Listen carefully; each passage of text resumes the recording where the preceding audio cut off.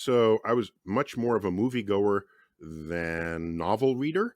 So many of my colleagues have these huge sci-fi libraries and they can point to bits and pieces and storylines that influence them. For me, it was all through movies. And I'm old enough how old I am. I'm just an old fart. I old enough to remember 2001 A Space Odyssey in its first run.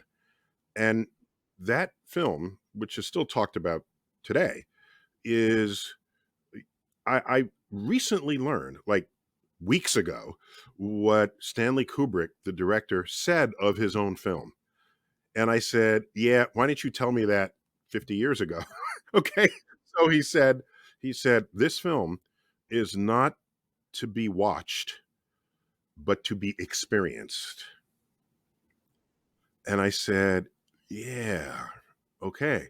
Now I don't have to try to figure out all the weird, wacky stuff that happened in it, but to experience it is to be in a space shuttle docking with a rotating space station with a Strauss waltz playing in the background.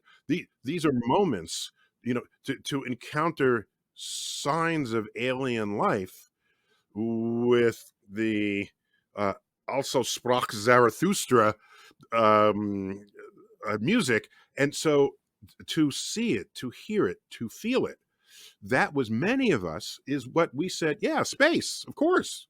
That's tomorrow. Let's do it. Let's do it now. And that movie came out a year before we landed on the moon. So movies can have a way of setting a tone for subsequent conversations, subsequent dreams, even subsequent goals of of a nation. And so that one I would say above all else, put my mind, body, and soul into the future of space.